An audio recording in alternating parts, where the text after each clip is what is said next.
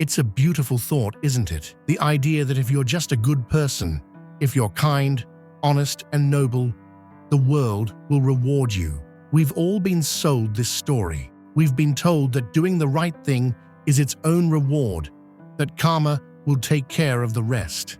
But you and I both know that's a fairy tale. Look around. How many times have you watched someone with questionable morals rise to the top while you, doing everything by the book, feel like you're spinning your wheels?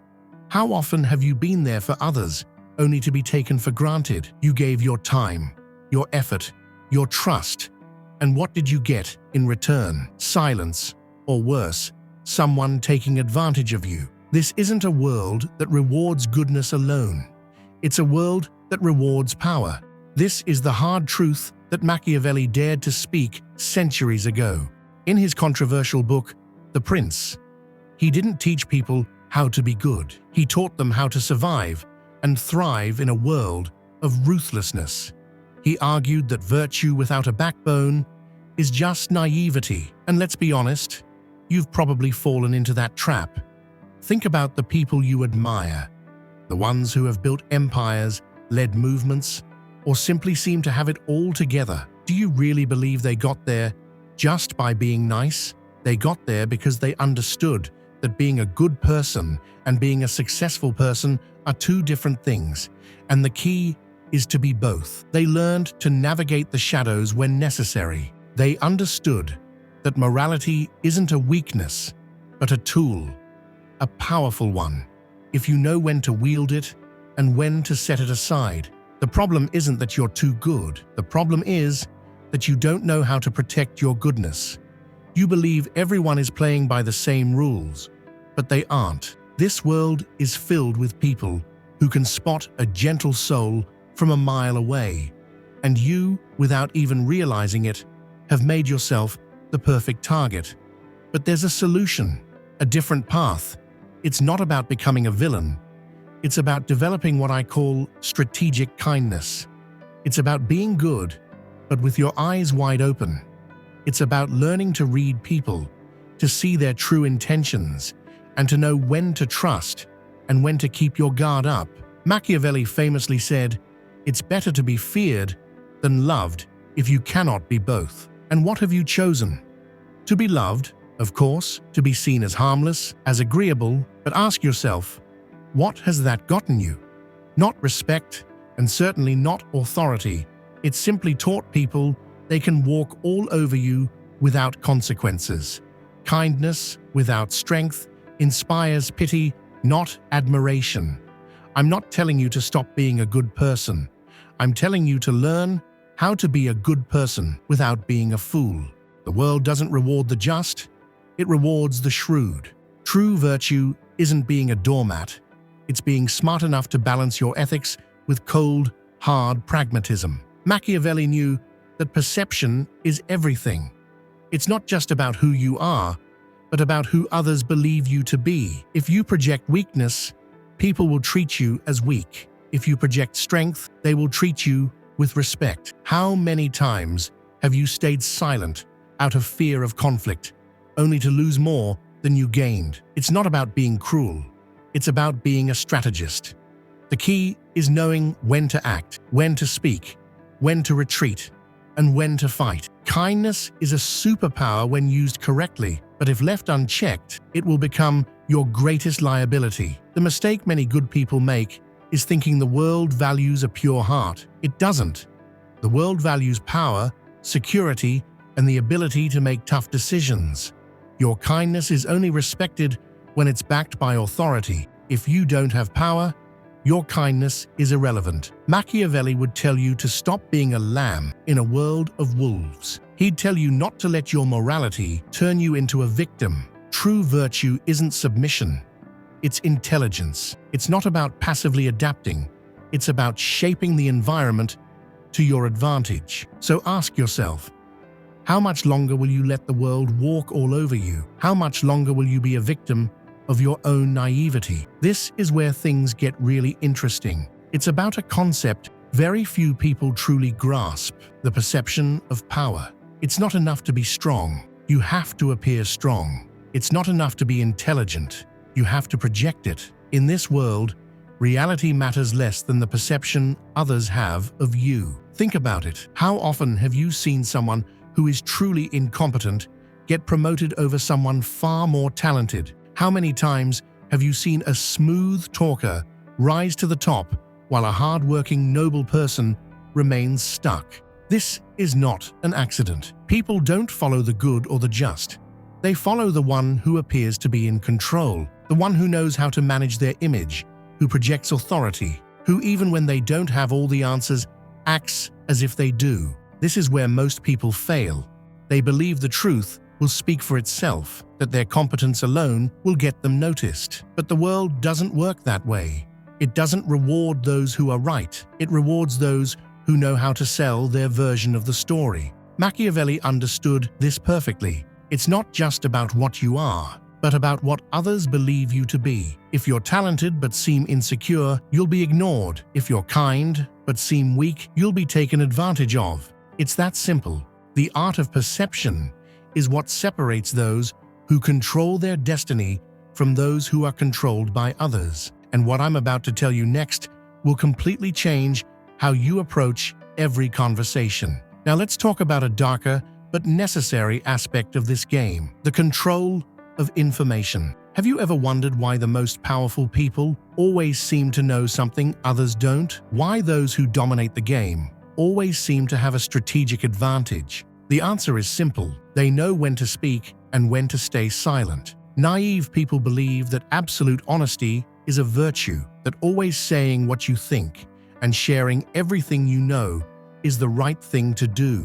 But in reality, information is power, and you can't give away your power without consequences. Machiavelli said a leader must know how to hide their true intentions, not because they should be a liar, but because in a world where everyone seeks an advantage, the one who reveals too much becomes incredibly vulnerable.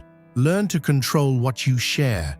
Say only what's necessary and nothing more. Maintain a certain level of mystery. The moment you become completely predictable, the moment others can anticipate your every move, you lose any strategic advantage you have. The greatest players in history, in business, politics, and beyond, all understood this. Strategic silence is as powerful as speech. Think about it. How many times have you spoken too much and regretted it? How many times have you trusted the wrong person and had your words used against you? Power isn't in speaking more. Power is in knowing when to speak and when to remain silent. And here's a lesson almost no one applies. The one who speaks the least, the one who explains the least, is the one who commands the most respect. Why? Because silence creates uncertainty. Uncertainty creates curiosity, and curiosity gives you power. If you always speak your mind without a filter, people will stop listening. But when you only speak when necessary, when you choose your words carefully, when you leave room for interpretation, people will start hanging on your every word. The secret to all of this, and the one thing that separates winners from losers, is emotional control. If you master this, you can't be defeated. Think about the last time someone made you lose your cool. The moment you got angry, the moment you reacted without thinking. Who had the power in that situation? It wasn't you. It was the other person. They threw you off balance. They provoked you. And when you lose control of your emotions, you lose control of your actions. This is the key. The person who can't be provoked, the one who maintains their calm no matter what happens, that is the person who truly has power. Machiavelli made it clear. A strategic person must act at all times with cold, calculated intent. It's not about not feeling. It's about not being a slave to what you feel. The people who truly dominate the game aren't the strongest. They're the ones who remain calm, while everyone else is losing their head. This leads us to the final piece of the puzzle: strategic patience. Most people want immediate results. They want success now, respect now, power now. But what Machiavelli and every great leader understood is that true power doesn't belong to those who act impulsively, but to those who know how to wait for the perfect moment. The world is full of people who rush in, who make decisions without considering the long-term consequences. But the ones who truly control the game know how to wait. They observe. They calculate. Think of a master chess player. They don't rush to move the king. They plan several moves ahead, patiently waiting for the perfect moment to strike. It's not always the one who moves first that wins. It's the one who moves at the right moment. So I ask you, are you one of those who rushes in without thinking, or one of those who waits for the perfect moment to strike with surgical precision? Because the world doesn't belong to the fastest. It belongs to the smartest. To those who know how to handle perception, information, emotional control, and strategic patience. If you apply all of this, you will stop being a victim of the game and start being a true player. The world will remain ruthless, but now you'll know how to play by its rules. And now, for what truly separates those who just survive from those who dominate their destiny, the ability to become an anomaly in the system. You now know that kindness isn't enough, that perception is everything, that emotional control is a tool of power, and that strategic patience beats impulsiveness. But what good is all this if you keep acting like everyone else? If you want different results, you have to become someone who doesn't conform to the traditional rules, not by breaking them without purpose, but by rewriting the script. The problem with most people is that they think within the limits that have been imposed on them. They follow the same patterns. They react as expected. They move within what is considered acceptable. But those who truly leave their mark, those who change the game to their advantage, are the ones who dare to be unpredictable. And here's the big secret. The world is designed to devour those who conform. If you do the same thing as everyone else, you'll get the same results as everyone else. The only way to win is to step out of the mold. When you learn to do this, something changes inside you. You realize you were never weak. You were just playing with the wrong strategy. You realize people weren't ignoring you because you weren't worth it, but because you never knew how to project your value. Now you know. And knowing this is dangerous, because the moment you start applying it, there's no turning back. The moment you start controlling your presence, your image, managing information as a tool, and using silence as a weapon, you'll start to see the world react differently to you. The people who used to ignore you will start paying attention.